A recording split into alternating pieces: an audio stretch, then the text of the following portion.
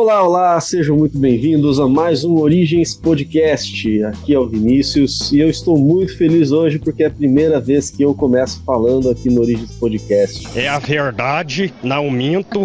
Já tá se achando, né? Olá, pessoal, tudo bem? Estamos muito felizes porque você está aqui mais uma vez conosco.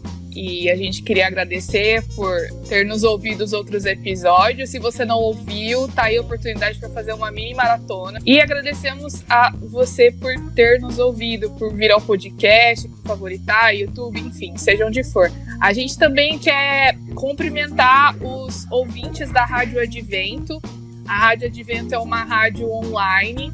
E a rádio também transmite os nossos episódios, nossos programas. Então a gente também queria dar um oi pro pessoal que tá aí na rádio online nos ouvindo também. Se você está gostando desse podcast ou não, né? Não sei, mas por favor, faça com que a gente saiba disso. No Instagram, usa lá a hashtag OrigensResponde. Se você quiser que a gente comente algum tema específico, tem alguma dúvida, alguma pergunta sobre ciência, manda lá a hashtag OrigensResponde. Se você não tem Instagram ainda, hashtag OrigensResponde. Se bem que você não tem Instagram, manda um e-mail, então, origenspodcast@gmail.com.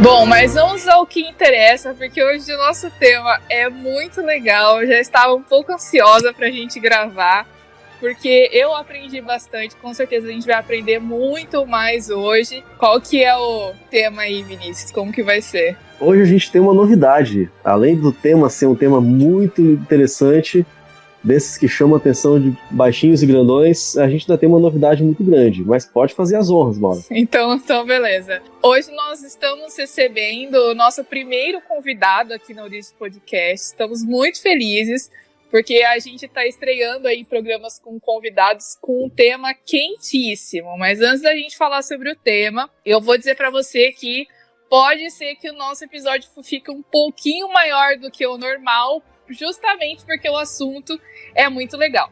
Bom, vamos falar então do nosso convidado. Ele é especialista em paleontologia, ele é escritor, tem livros publicados, ele também é palestrante, já viajou o Brasil inteiro fazendo palestras para pessoas de todas as idades. E hoje ele está aqui com a gente para falar do seu mais novo livro, do seu mais novo lançamento. Ele é o professor Everton Alves. Cadê os aplausos aí pro professor?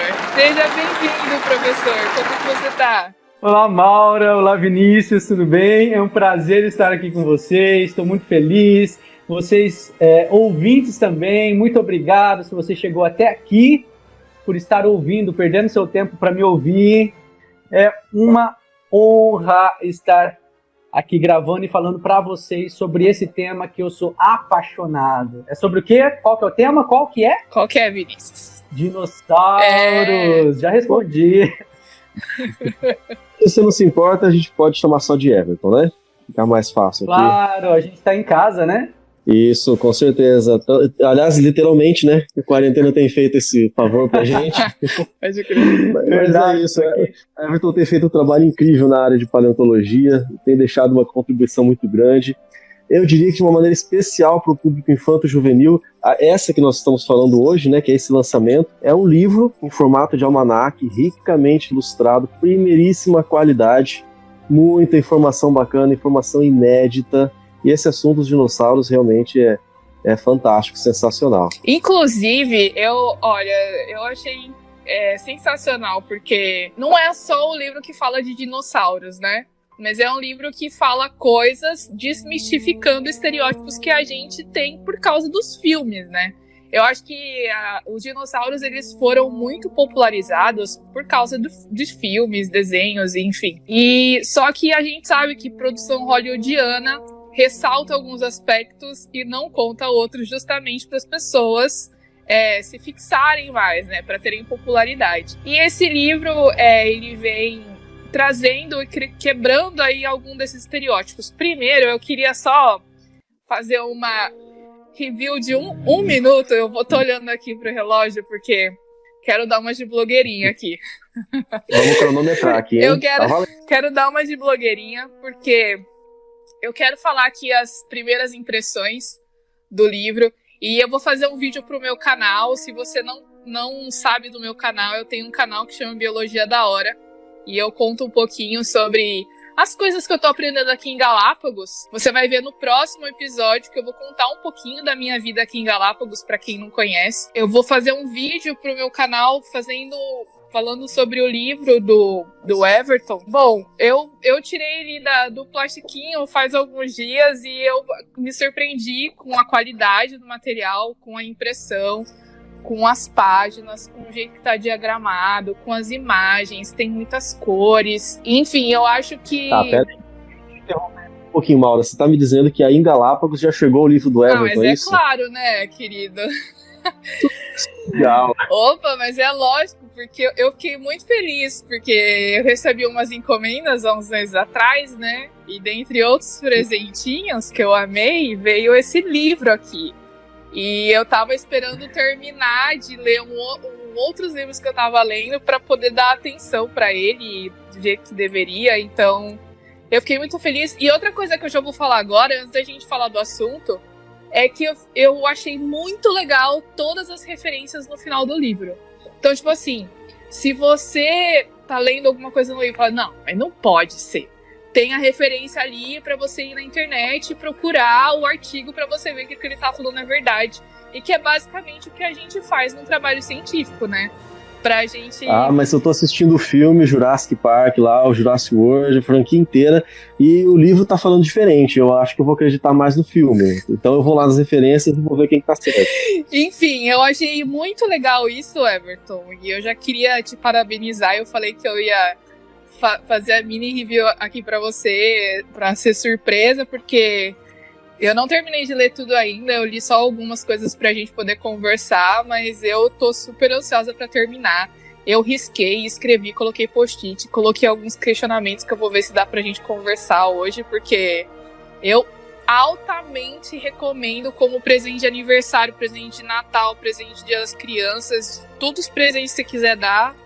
Depois o Everton vai explicar como que você pode fazer para adquirir o livro, né? Bom, eu já li o livro inteiro e eu vou dizer que não precisa esperar ocasião especial nenhuma. Já dá de presente logo, bom. É isso aí.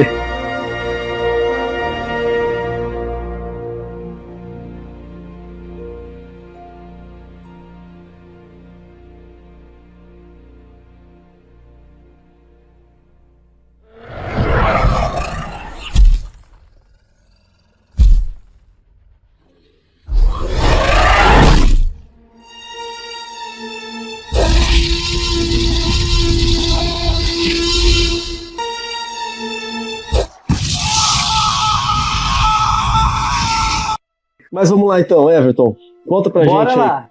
aí essa experiência de escrever esse livro. Por que você quis fazer desse jeito, essa abordagem relacionando com os filmes? Conta aí pra gente. Primeiro, eu gostaria de comentar aqui que eu estou muito honrado do meu livro estar sendo internacionalizado para Galápagos, né? Claro. Isso é uma honra para o escritor brasileiro. Sucesso! Sucesso, gente. Olha só. Eu até arrepiei aqui. É que vocês não conseguem me ver aqui, mas tô todo arrepiado, parecendo uma galinha. Mas olha só, eu achei que esse livro não chegaria até aí, porque eu deixei nas mãos do Vinícius esse livro, e eu achei que ele ia bater rolo aí com esse livro, sei lá, vender, fazer um caixa 2. Mas chegou, tô feliz. Sim. Ai de mim, se não chegasse. Ai dele mesmo. Gente, é o seguinte, o livro, antes de começar a falar sobre a história dele, eu já deixo aqui o meu site para vocês entrarem e dar uma conferida lá. E a gente vai Everton colocar na descrição, Everton, todos os links que a gente for falando para o pessoal clicar. Então tá, gente, já fica aí, evertonfalves.com.br. Lá vocês vão ver esse livro e mais materiais no meu site. Quanto ao livro, ele tem uma história interessante, gente. Eu iniciei a ideia de se fazer esse livro a partir da minha experiência pessoal em leitura. Eu costumo ler muito, né? Eu sempre tenho muitos livros aqui, eu compro bastante, ou ganho também. Todos os livros de dinossauros que eu tinha, eu via que faltava alguma coisa. Ou eram livros muito infantilizados, ou eram livros muito técnicos, que eu tenho aqui bastante de paleontologia, mas eu não via nenhum livro de divulgação científica para um público mais leigo, né? Para atingir tanto crianças, adolescentes e adultos, que tivesse uma linguagem que complementasse todas as necessidades dessas faixas etárias. Eu vi uma lacuna muito grande aqui no Brasil de literatura especializada em dinossauros não avianos, principalmente, que esse é o objetivo do livro, para falar de forma simples, mas que ao mesmo tempo contivesse dentro do livro ali elementos que fossem acadêmicos, como uma lista de referências bibliográficas, por exemplo, para que agradasse gregos e troianos, né? Tanto a população leiga quanto também acadêmicos, que eles se interessam por evidências, né? Eles querem apenas ler evidências. Então tá aí as evidências. Mais de 110, 120 artigos científicos ali para eles considerarem, né, refletirem, analisarem em busca das características reais dessa classe de répteis, né, dinossaurianos. Aí isso começou, acredito que 1 ano e meio atrás, a produção desse livro. Eu escrevi o conteúdo do livro em algumas semanas. Acredito que foi 2 ou 3 semanas eu escrevi, porque para mim funciona dessa forma. Me vem a inspiração, eu corro pro computador e passo ali manhã, tarde e noite durante semanas até terminar. E eu acredito que eu tenha terminado o livro em 2, 3 semanas. Aí, daí desse tempo em diante, eu fui aperfeiçoando, né, o conteúdo e aí as ideias. Encontrei uma equipe bem top, aí profissional, para que me ajudasse na parte de diagramação, na parte jurídica também, né, de como colocar essas imagens. Isso é importante para quem quer começar a escrever um livro. A gente tem que estar atento nas questões jurídicas. Como deve citar, se deve citar uma imagem ou não, de que forma deve citá-las. Isso tudo é importantíssimo para a gente, por questão de transparência, né, e honestidade intelectual. Acho que todo divulgador de ciência, como é o meu caso, né, sou divulgador de ciência, eu também sou pesquisador na área de ensino de ciências, principalmente de geociências e paleontologia, educação formal e não formal. Então, questões de propriedade intelectual, né? Tem que dar os direitos a quem realmente fez aquelas figuras, aquelas imagens. Exatamente, isso é tão importante porque a comunidade paleontológica é uma comunidade muito pequena. São poucos os pesquisadores ou divulgadores de ciência dentro da paleontologia. Tanto é que todos se conhecem, né? Quando a gente vai para um congresso de paleontologia, lá todos se conhecem. E o número de pesquisadores é muito pequeno. Então, a gente tem que valorizar cada um desses pesquisadores guerreiros dentro dessa área não tão valorizadas da ciência, que recebem poucos recursos para fazer brilhantes trabalhos. Então, a gente tem que honrar a quem realmente são gigantes, né? E essa informação que você passou pra gente realmente é surpreendente, porque o assunto é muito legal, a gente vê na mídia com frequência falando de dinossauros, desenhos, filmes e tudo mais. A gente imagina que a comunidade de especialistas e pesquisadores em paleontologia seja enorme, mas não é então, né? São poucos. Não, exatamente. Se passa a impressão, a mídia passa essa impressão, porque a mídia gosta de falar muito, né, de paleontologia, principalmente do assunto dos dinossauros. Dinossauros é uma área que vende muito, né? A indústria do cinema ganha bilhões de dólares anualmente com as franquias Jurassic Park, Jurassic World e também outros temas, né? Outros filmes relacionados a dinossauros, séries e tudo mais. Só a indústria de brinquedos nos últimos anos foi recorde na produção de brinquedos com temas da paleontologia, principalmente. Inclusive, Everton, eu queria pegar esse gancho que você falou de indústria e tal, e já partir pro conteúdo do teu livro, porque eu vi uma coisa assim que eu fiquei assim, mas como? Eu acho que meu mundo caiu.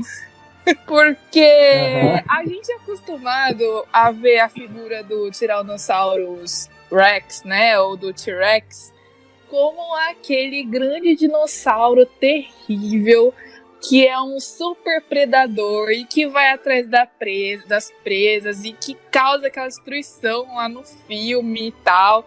Muita gente chega a tirar sarro, né? Tem aquela fantasia do dinossauro que inclusive o Vinícius gosta muito de usar. E tem o T-Rex que tem aqueles bracinhos e tal. E aí aqui no seu livro você vem dizendo que não é exatamente desse jeito que essa imagem que a gente tem do T-Rex, né? Que ele não seria assim algo tão, ou um animal tão terrível caçador, né? Você que tá ouvindo, tire as crianças da sala, porque eu acho que nós vamos destruir alguns Tipo sonhos assim, agora, a partir não desse existe momento. Papai Noel e não existe Coelhinho da Páscoa. É bem isso, eu sinto em informar, eu trago verdades. Quais verdades? Que tipo de verdade? Verdade pautada em evidência, em comprovação, em recomprovação. Porque a ciência, na verdade, ela não é feita para comprovar determinadas coisas, né? Determinadas verdades. A ciência, ela funciona a partir do momento que você vai tentar refutar, falsear determinados conhecimentos, né? Para tentar mostrar que aquele conteúdo é falso, né? A partir do momento que aquele conteúdo se demonstrou verdadeiro, então ele vai se acumulando. Aí o peso das evidências acumuladas, então, nos deixa entender que até onde a gente sabe é dessa forma. De que forma? Quando a gente trata de T-Rex. Até onde a gente sabe, nas melhores evidências, o conjunto de evidências que a gente já tem, né, bem robusto, que passou no teste da falseabilidade, ele mostrou pra gente que o T-Rex, ele não é um grande predador, ele era carnívoro. Tipo uma hiena. É uma hiena grande. Bem grandona, porque realmente o T-Rex...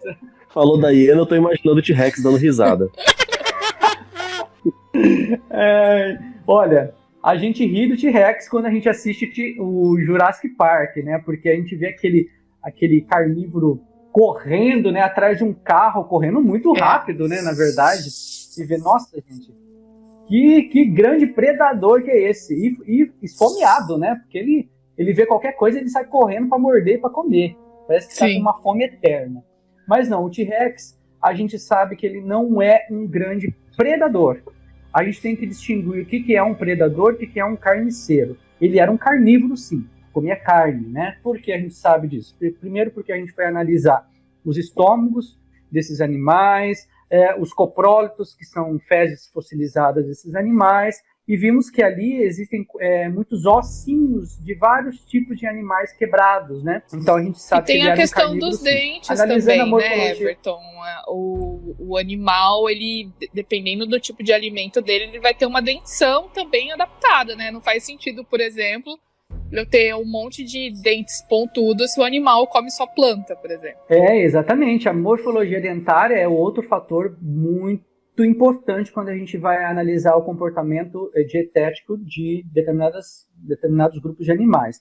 Do T-Rex, não basta ser apenas um dente pontudo, viu? Dentes pontudos a gente tem hoje do panda, do veado chinês, de morcegos, todos eles são dentes pontudos, isso não quer dizer nada. Mas quando a gente vai analisar a morfologia, a gente vai ver algumas variáveis, algumas características que são identificáveis de animais carnívoros, como qual que era a posição do dente, ele era mais virado internamente ou mais externamente, e se ele estava virado mais internamente, né, ele é curvado para dentro, a gente entende que tinha a função de segurar a presa no momento que ele puxar, mordia. Né? Isso, e puxar, né, para arrancar pedaço.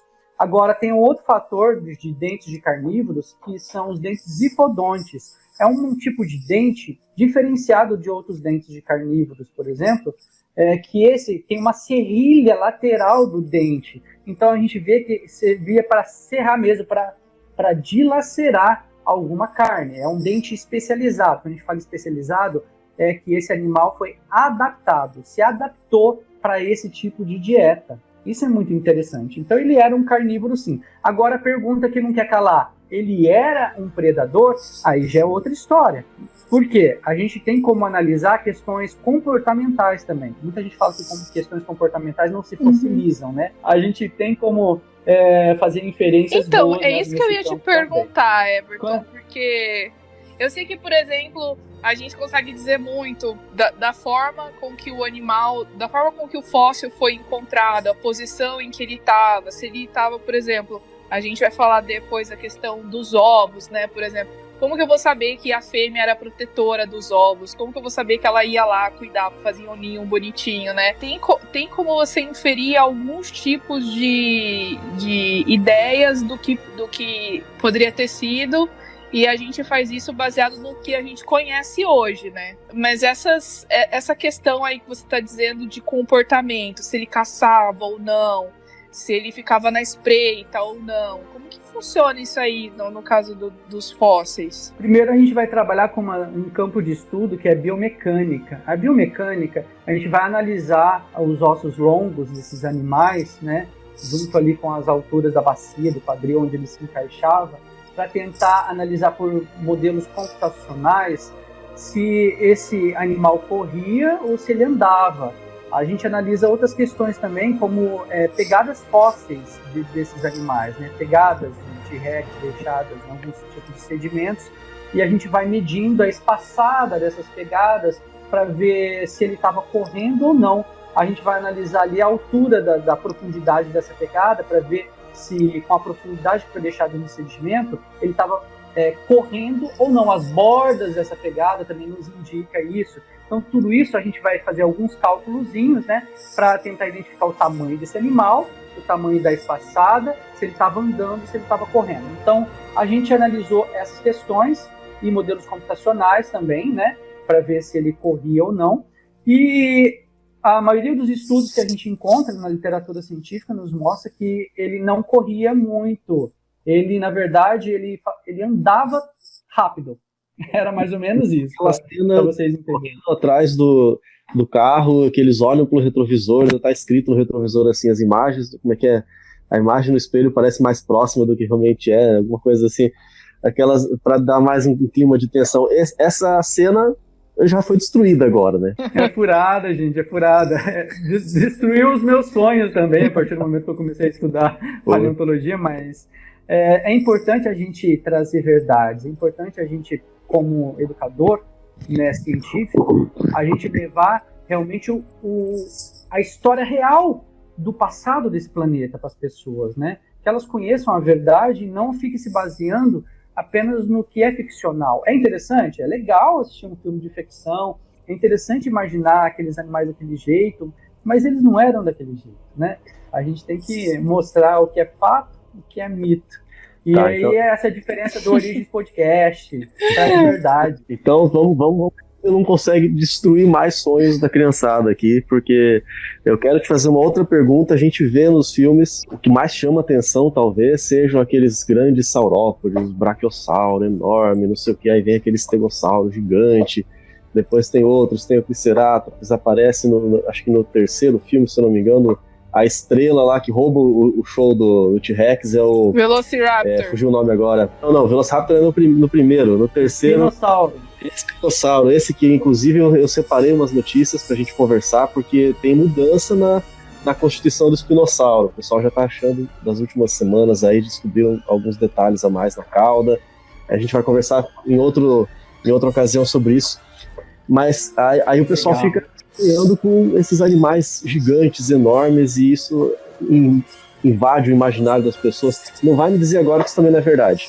Quanto ao tamanho desses animais, é outro ponto assim que mexe com o humor das pessoas quando eu vou falar, quando eu vou dar alguma palestra, as pessoas querem me apedrejar, sai daqui, porque... Sério, já ficaram quando eles descobrem que era do tamanho de uma galinha, eles ficam todos decepcionados.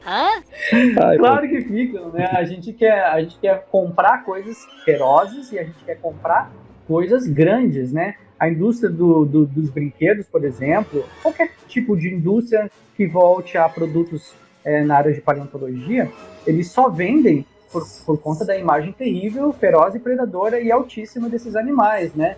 Caso contrário, as pessoas não querem comprar. Por exemplo, museu. Eu trabalhei em museu, né?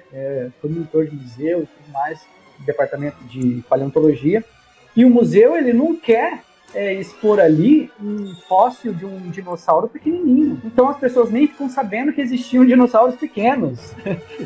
Se você for para o Museu de História Natural de Londres, de Nova York, ali vai estar exposto os dinossauros enormes, apenas aquela fração de dinossauros que eram enormes.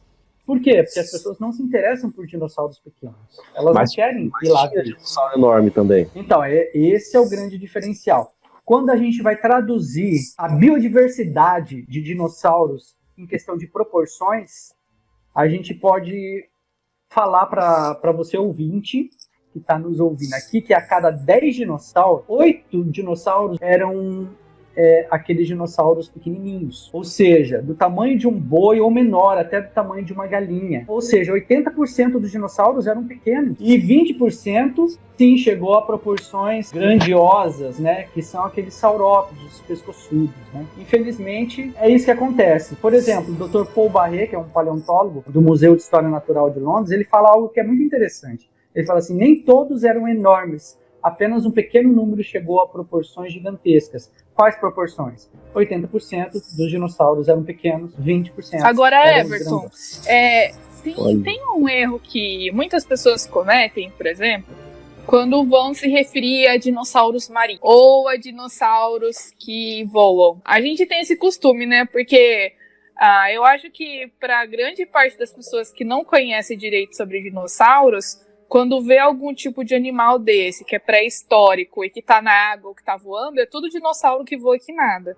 Mas não é exatamente assim que a gente dá o nome, né? Existe um outro tipo de classificação aí de acordo com o ambiente que eles vivem, né? Eles viviam. Os dinossauros, em sua maioria, eles eram terrestres. Aí muita gente confunde, né? Porque tem o sufixo ali, sauro dos nomes, né? Mosasauro, ictiosauro, plesiosauro, né? E fala assim, nossa, é um dinossauro então, né? Já que é tudo sauro. Mas não. Por exemplo, esses animais, eles fazem parte de outros grupos de dinossauros que estão filogeneticamente, ou seja, a partir da árvore evolutiva da vida, muito distantes um do outro, não são aparentados, né? Então, a partir da perspectiva evolucionista, esses grupos de animais não têm nada a ver com os dinossauros terrestres, né? Eles eram répteis aquáticos que viveram na mesma época que os dinossauros, mas que não são dinossauros, não estão aparentados, né? Eram répteis também, mas não estão aparentados. Já aqueles pterossauros, né, que a gente vê voando, né, grandões, bizarros, por conta do sufixo sauro, também muita gente acha que é dinossauro, mas filogeneticamente também eles estão mais próximos dos dinossauros em relação aos répteis aquáticos, porém não fazem parte do grupo Dinossauria, né, do clado Dinossauria, que ali se concentra os dinossauros que a gente conhece, principalmente os não avianos. Mas eles também não são dinossauros. Mas aí você pode me perguntar, Vinícius e Maura, Everton, então não existia nem dinossauro aquático, nem dinossauro que voava? Não, não é isso. Em tudo na vida existem exceções, e quando a gente fala de dinossauros também não é diferente. Existia, sim, dinossauros que a gente chama de flex, né? Semi-aquático. Quais eram esses dinossauros? Por exemplo, a gente tem o espinossauro. A gente sabe, a partir do conjunto de evidências que passou por meio do crivo, né, da falseabilidade, a gente sabe que ele era semi-aquático, né? Já nós temos um outro mais recente, que é o Hauscaraptor. O Hauscaraptor parecia uma mistura de Velociraptor, de pato, e que ele também vivia na água. E fazia parte dos dinossauros não avianos, mas ele tinha asa também. E vivia na água parecendo um pato, mas ele não faz parte dos dinossauros que sucederam, né, os dinossauros mesozoicos, que são os passariformes. Ele é um dinossauro não aviano, mas que vivia também na água. Então, até onde a gente sabe, esses dois exemplos, eles são exceções à regra, né? São dinossauros, sim, que viviam na água. Totalmente, a gente não sabe. Ainda está em pesquisa isso. Mas o que a gente sabe é que eles também viviam na água. A gente não pode dizer que eles são anfíbios, né? São répteis ainda, eles só tinham hábito tanto terrestre como aquático, talvez como um jacaré hoje, que vive na terra, mas também nada, algo assim, seria? Exatamente assim. Quando a gente vai analisar esses dinossauros, ou qualquer animal extinto, qualquer ser vivo extinto, principalmente os dinossauros, a gente parte de uma metodologia dentro da paleontologia, que ela analisa filogeneticamente animais viventes, né?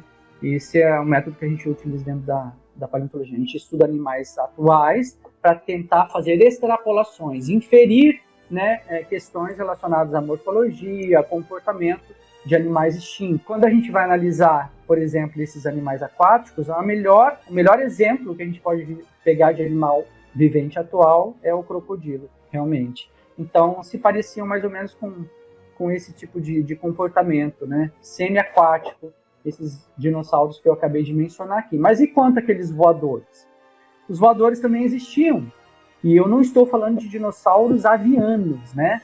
que são aqueles pássaros descendentes dos dinossauros, a partir da perspectiva evolucionista, que sucedeu o período Mesozoico, né? Ali passou a viver no Cenozoico.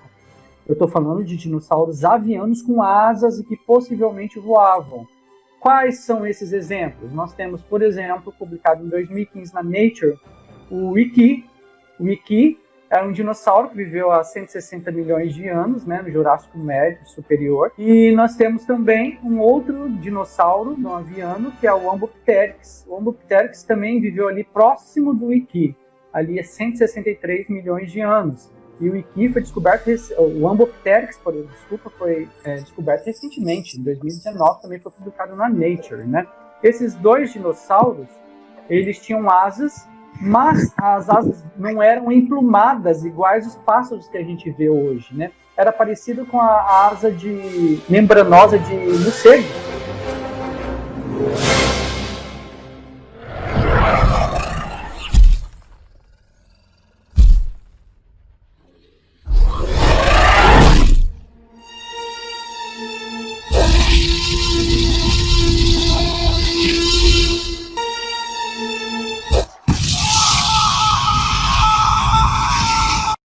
E é uma corrente muito grande de pesquisadores hoje em dia que fala que as aves elas são descendentes dos dinossauros, mas e a questão das penas? Se são aves, se voam, tem pena, não tem pena, como é que é essa história aí, né? A questão das penas ainda é controversa, tá? Se a gente for se basear apenas na mídia popular e dentro da academia, né, nos livros didáticos, a gente vai ser doutrinado numa visão de que já está tudo fechado e redondinho, né? Então dinossauros tinham penas. Não, não é bem assim. Nós temos dentro da comunidade evolucionista pesquisadores que são contrários às penas.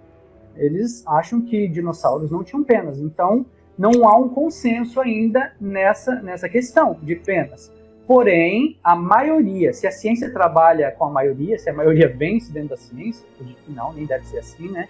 Mas se for assim, a maioria hoje entende que dinossauros têm penas, sim. Então, já foram encontrados com penas ou alguma coisa, alguma dica no registro fóssil sobre isso? Sim, hoje nós sabemos que um grupo em especial, que são os dromeosaurídeos, né? Que eram dinossauros menorzinhos, né, parentes do T-Rex, mas menorzinhos, carnívoros também, terópodes, não todos carnívoros, desculpa, mas terópodes, eles sim tinham penas. A gente já encontrou vários vestígios. Não são penas iguais às penas dos nossos passarinhos de hoje, viu?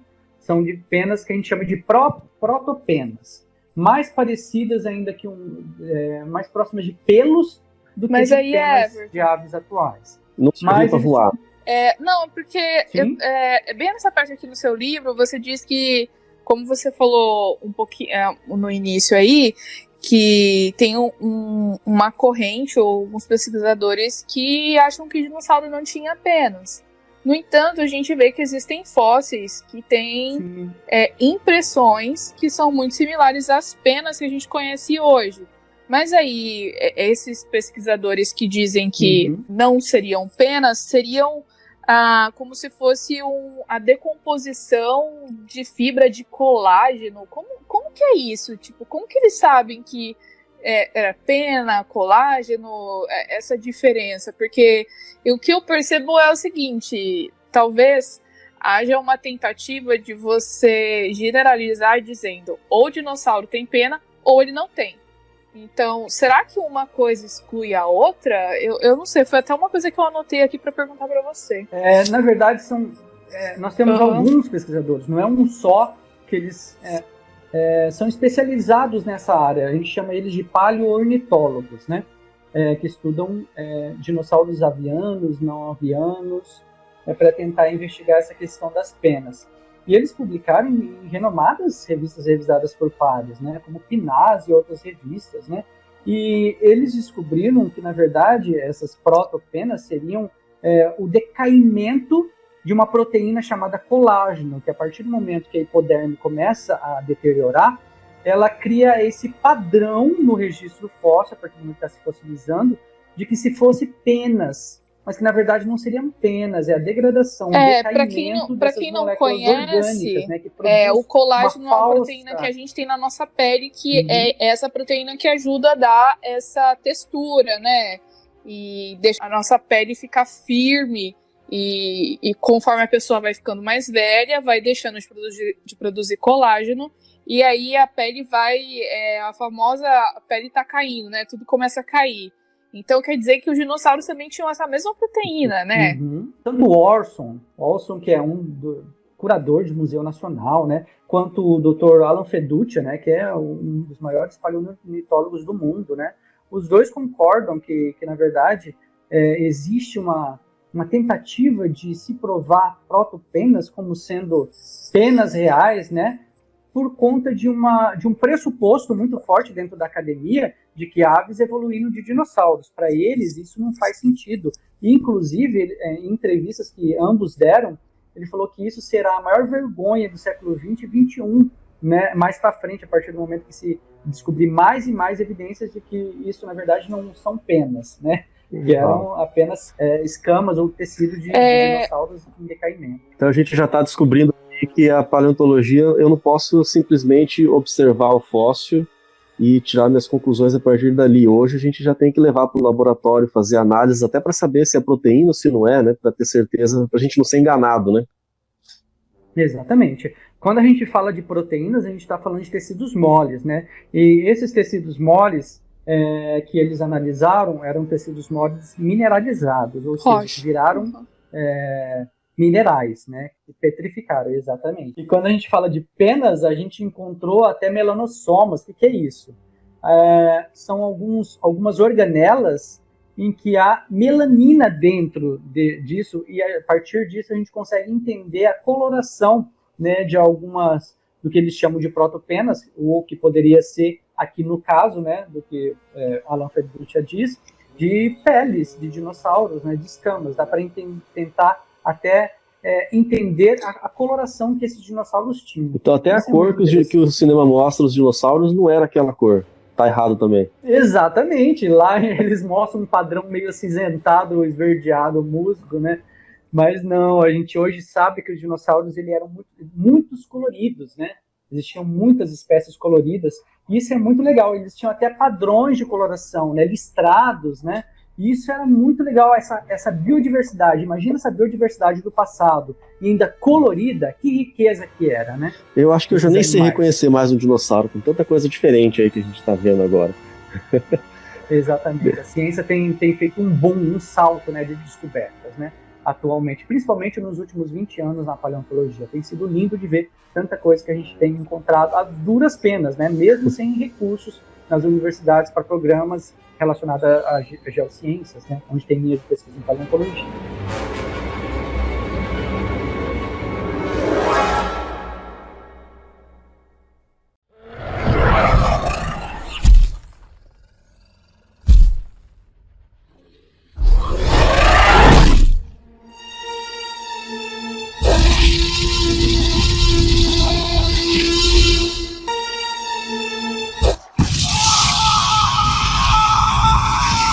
Essa conversa tá muito interessante mesmo, mas olha, eu já tô ficando até sem ter medo de dinossauro, porque você já me falou que eles já não são tão grandes, não são tão ferozes, não sai correndo atrás de mim, só falta você me dizer que eles não comiam carne agora.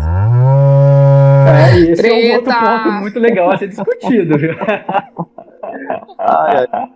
Sabe por quê? Porque muita gente briga comigo quando eu vou falar que a cada 10 dinossauros, 9 eram herbívoros.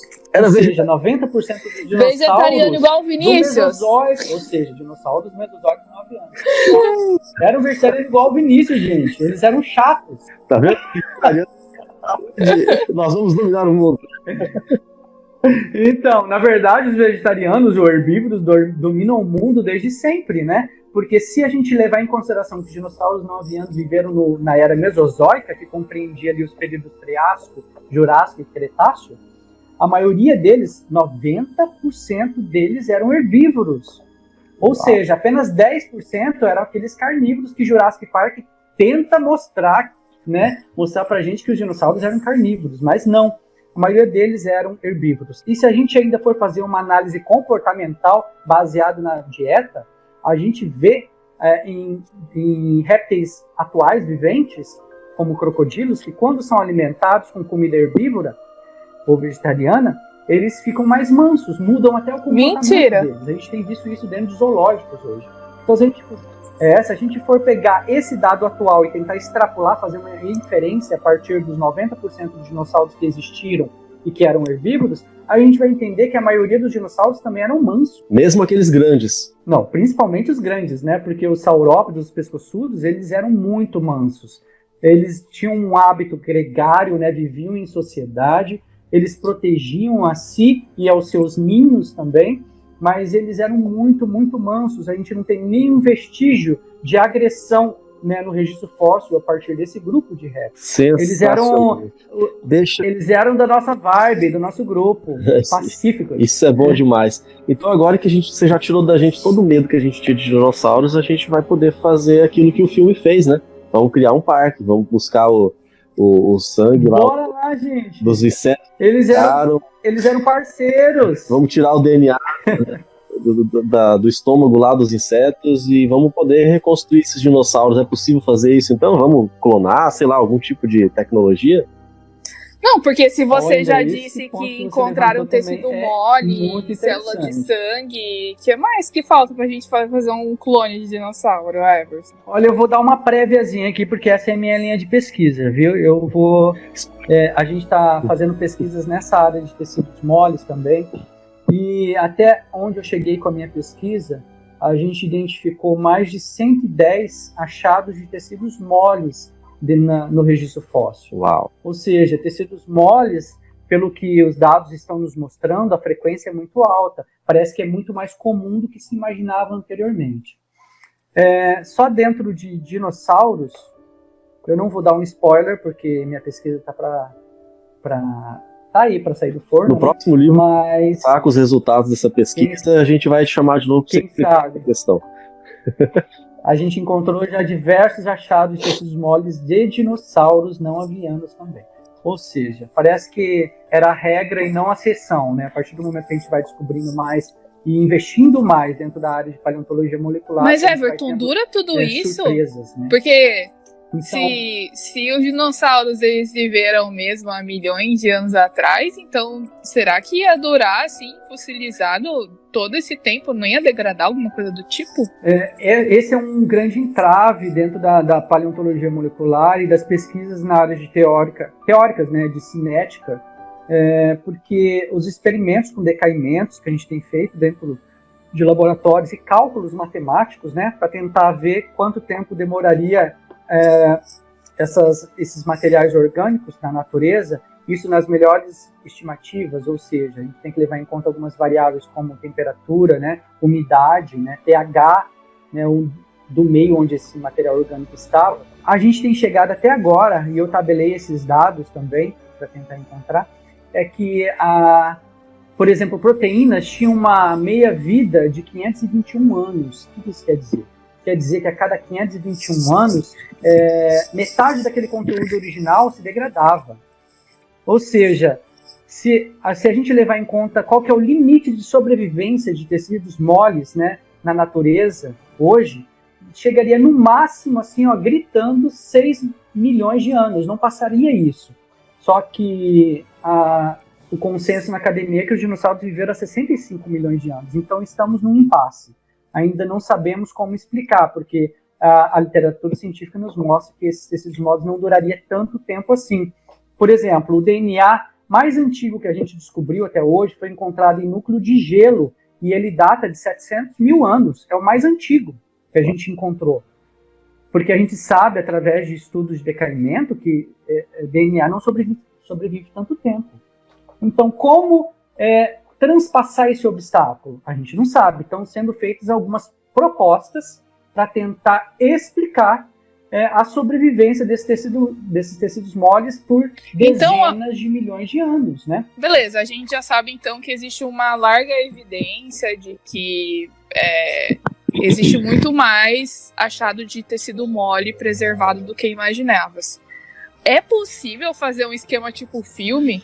Você conseguir extrair o DNA desse tecido mole e conseguir fazer uma clonagem para fazer um dinossauro nascer hoje em dia, tipo um esquema tipo Dolly, assim, eu vou clonar o DNA e vou fazer um dinossauro nascer?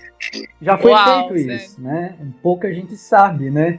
Por exemplo, em 2013 foi publicado na PLOS ONE uma pesquisa em que tentou-se imitar o filme Jurassic Park, né? Tentando tirar DNA ou sangue, né, conteúdo estomacal, de um inseto preso em um âmbar. Né? Na verdade, essa pesquisa não tirou inseto de um âmbar, porque âmbar, eles têm mais de, supostamente tem mais de 11 mil anos, né? Foi tirado de uma resina fossilizada parecida com o âmbar, que a gente chama de copal, quando é mais recente, né? Menos de 10 mil anos. Foi tirado, então, o conteúdo estomacal de dentro desse inseto que estava preso dentro de um copal. E aí foi feita essa pesquisa para tentar ver quanto de DNA remanescente tinha ali naquele conteúdo, né? Ou seja, quanto sobreviveu, qual que era o tamanho de fragmentos de DNA que sobreviveram nesse inseto.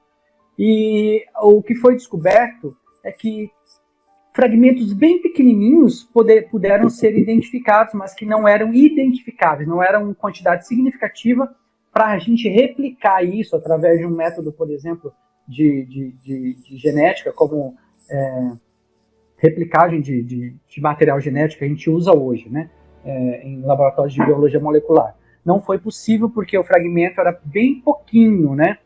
Então, a conclusão desses autores ali nessa pesquisa foi de que, na verdade, é improvável que DNA sobreviva tanto tempo assim, porque nem esse DNA recente, né, do Antropoceno pôde ser replicado, identificável, né? Então, imagina um do Mesozoico, não faria sentido. Mesmo porque, outra coisa que a gente leva em consideração é que quando a gente vai analisar âmbares que são mais antigos, a gente vai analisar o conteúdo ali dos insetos presos em âmbar, a gente vê que o conteúdo interno dele foi totalmente corroído, degradado por bactérias. O que a gente vê no âmbar, então, é só a casquinha do inseto por fora. É a pele dele, porque por dentro ele foi todo corroído pela gestão de enzimas ali, de bactérias, né? Isso faz todo sentido. E eu li isso no seu livro e eu falei, gente, como é que eu não pensei nisso antes? Porque se o bicho foi preservado no âmbar, é óbvio que tinham micro-organismos dentro dele e eles iam fazer o trabalho dele, né?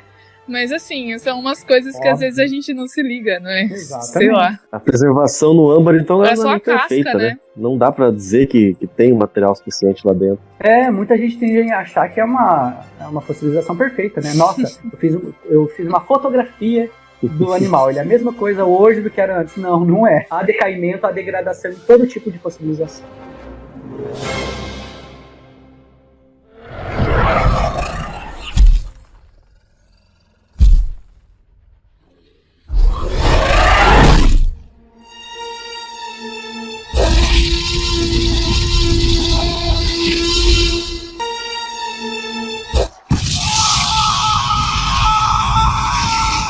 Bom, a gente tá gostando demais desse papo. Agora vamos marcar mais umas duas ou três entrevistas, pelo menos, já virou aqui com o Everton. sócio do podcast. Ele vai voltar outras vezes aqui. Tamo aí, a gente é brother. Mas ó, antes de a gente pensar em ir embora, antes de você pensar em desligar esse podcast e for fazer outra atividade na tua casa, eu quero fazer mais uma pergunta.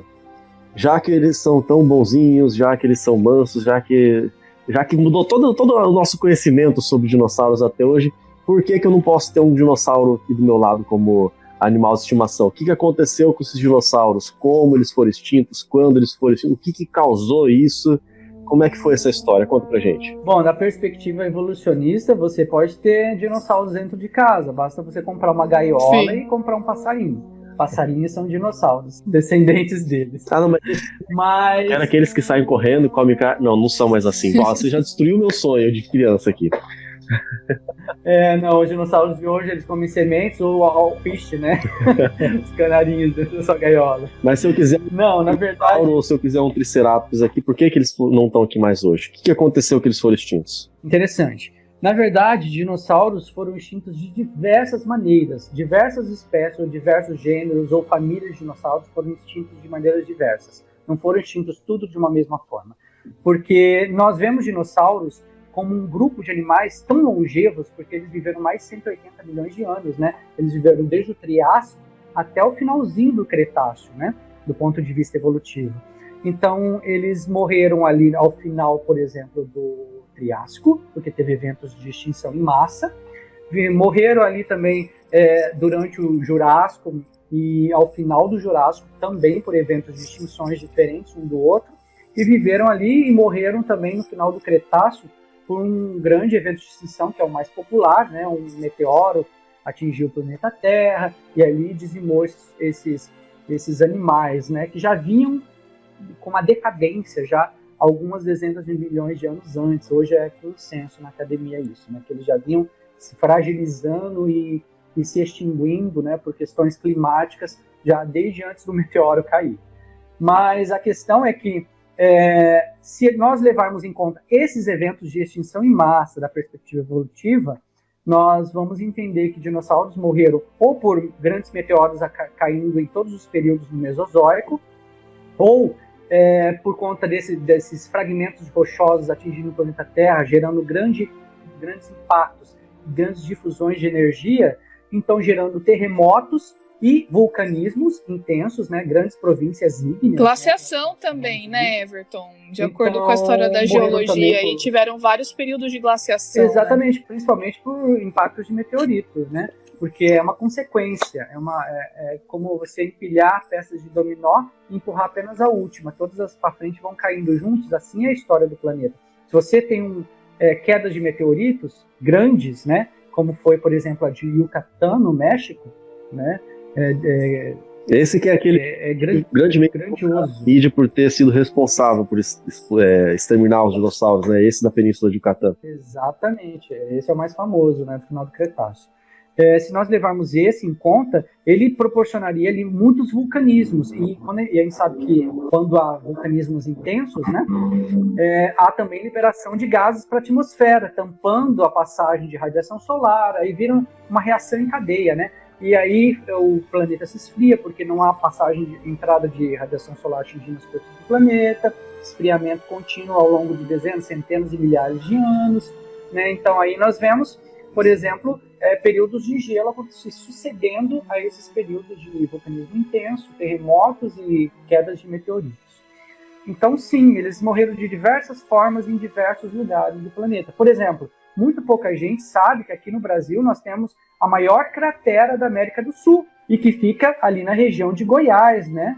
É uma cratera imensa que nós temos. Nós sabemos, então, que ali, durante o Jurássico, por exemplo, um grande meteorito caiu aqui na nossa região, que não era aqui, né? A geografia era outra, né? Se conformam, elas se movimentam, né? A geografia era outra. Mas, independente do lugar onde o continente sul-americano estivesse, aqui nessa região nossa do Brasil, que antes não se chamava Brasil, caiu um meteorito. Interessante. Grande. Olha só que curiosidade, isso a gente não conhecia, isso a gente não aprende na escola, né? Tem outro. Por isso que é importante a gente ler muito. Por isso que eu também elaborei esse livro, para que essas novidades chegassem ao grande massa, ao grande público, né? Poucas coisas que a mídia tem falado sobre isso, e as pessoas têm que saber.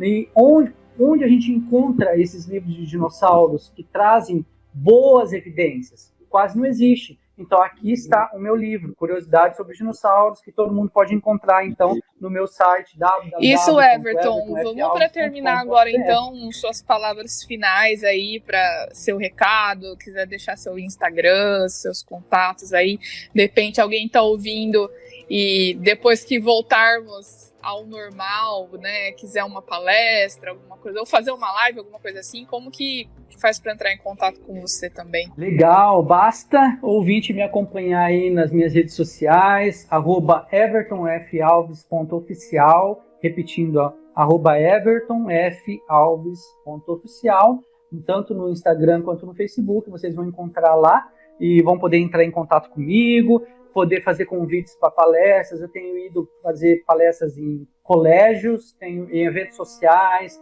dentro de universidades. Então, onde nos convida, a gente está indo para levar a verdadeira ciência, a ciência com C maiúsculo, né? essa que a mídia popular nem sempre mostra o público, né? É isso que a gente quer levar. Então, basta me entrar em contato lá e acessar o meu site, evertonfalves.com.br, para adquirir o meu livro. Então, muito bom, sensacional. É demais. Sensacional. A gente agradece a sua presença, professor Everton. Realmente foi um tempo que eu nem vi passar. O tempo, a gente olha de vez em quando no relógio aqui e fala, nossa senhora, se o ouvinte não se cansou da gente até agora, socorro. Mas realmente foi muito bom. E a gente quer deixar realmente o convite aqui para você voltar e a gente conversar mais sobre esse assunto. Tem muito assunto para conversar. Só se a gente for olhar o livro aqui, o teu livro, a gente ainda podia ter falado sobre o sexo dos dinossauros, sobre a posição que eles dormiam, sobre a língua dos dinossauros, outras curiosidades. São 30, pessoal, são 30 fatos. Imagina os outros que a gente nem conhece. Hollywood não mostrou, mas o professor Everton mostra com toda a propriedade. Muito obrigado, professor. Eu que agradeço, Vinícius, Maura, pelo convite. Eu fiquei muito feliz, extasiado. Na verdade, eu quase não dormi ontem, esperando esse podcast aqui. Você ouvinte que nos acompanhou até agora, você é um bravo guerreiro, obrigado pela presença. Continue acompanhando o Origens Podcast, que a gente vai estar aqui com parceria com eles, para a gente sempre trazer evidências palpáveis a respeito desse grande quebra-cabeça que foi muito a história bom, do nosso muito obrigada por você que ficou Obrigado, com a gente até agora. Não se esquece de acompanhar a gente no Instagram para saber das novidades, das notícias. Se tiver dúvida, coloca a hashtag Origens Responde, manda e-mail para origenpodcast@gmail e a gente se vê no próximo episódio. Até lá! Até lá! Até mais! Tchau, tchau! Um grande abraço!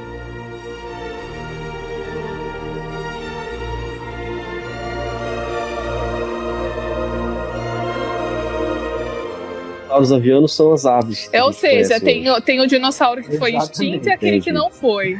O que foi extinto é o não aviano. O que tá ainda hoje é o aviano.